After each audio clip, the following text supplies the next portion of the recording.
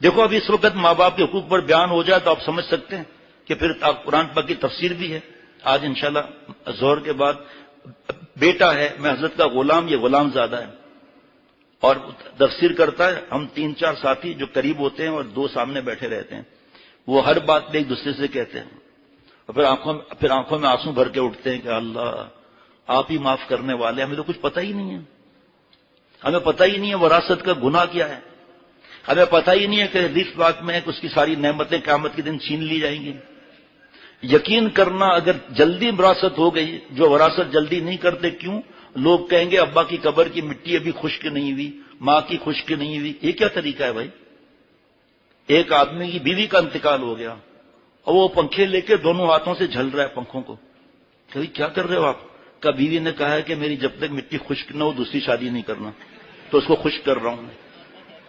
ماں تہجد گزار ماں کہتی ہے کہ نہیں، میں اپنی زندگی میں تمہارے بابا کی جائیداد کے ٹکڑے نہیں کرنے دوں گی. اماں آپ وہاں ٹکڑے کر رہی ہیں، اللہ تعالیٰ بھی ٹکڑے کہاں کر رہے ہیں؟ اللہ تعالیٰ حقدار کو حق پہنچانے کے لیے فرما رہے ہیں.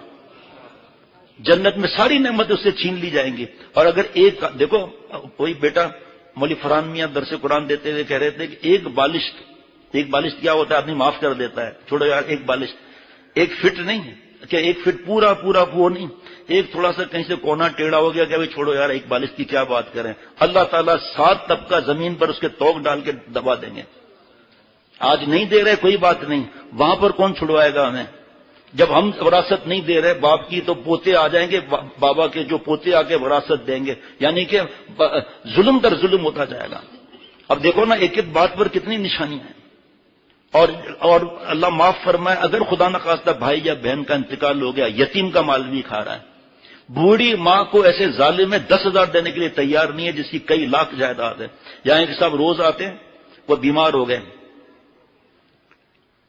میں ملنے گیا ان سے. چھوٹا سا کمرہ، اسی میں واش روم اور کچن کا دروازہ، گرمی خوب، ایک تھوڑا سا بستر بڑا تھا، وہ تھا پلنگ.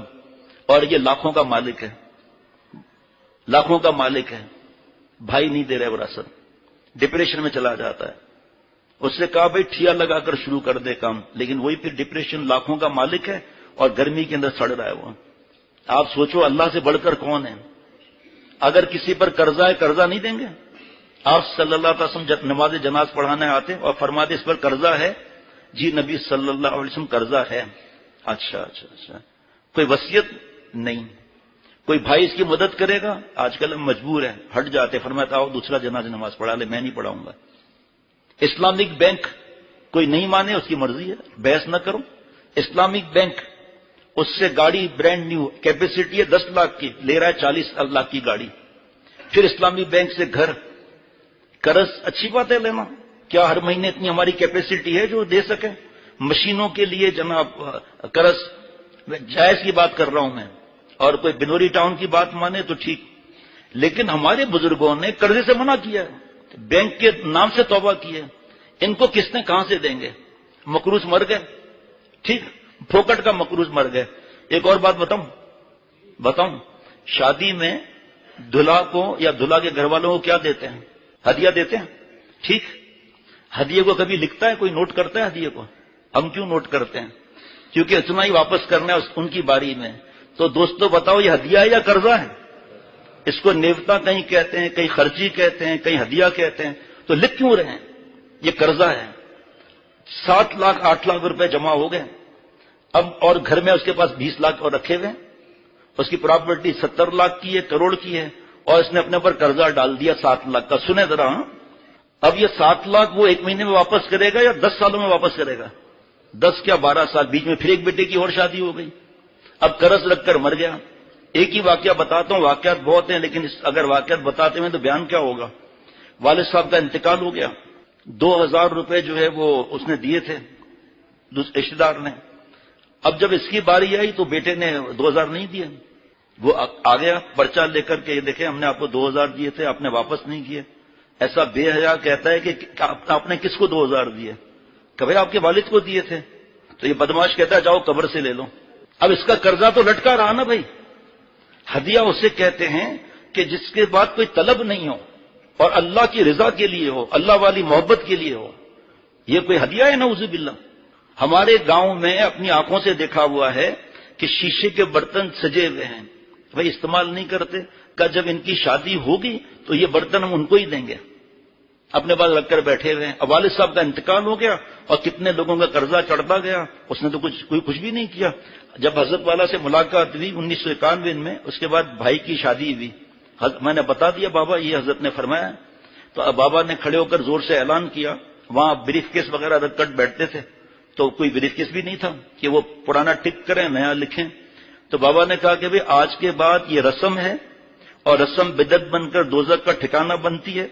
رسم اسے کہتے ہیں جسے ضروری سمجھا جائے، اور وہ ضروری ہے نہیں، قرآن پاک حدیث پاک سے کہیں ثابت نہیں. اس پر ضد کیا جائے یہ رسم ہے، چاہے مہندی ہو، چاہے مایوں ہو، چاہے صحرا بندی ہو، چاہے جہیز کا دکھانا ہو، چاہے ڈانڈیاں ہو، چاہے کھونڈیاں ہو، چاہے پھونڈیاں ہوں.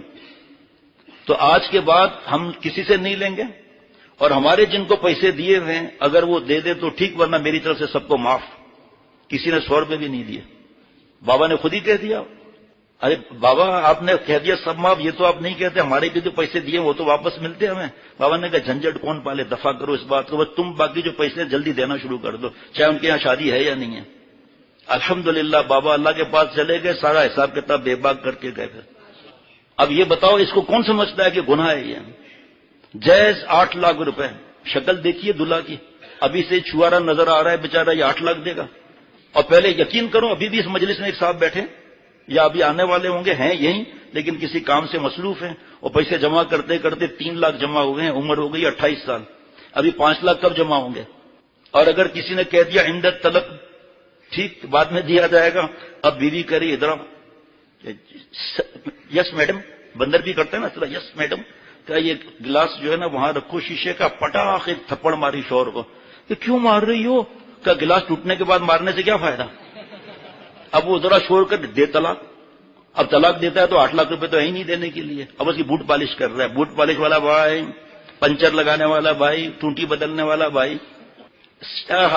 شریعت کا راستہ، سنت کا راستہ اسہل بھی ہے، اکمل بھی ہے، اجمل بھی ہے.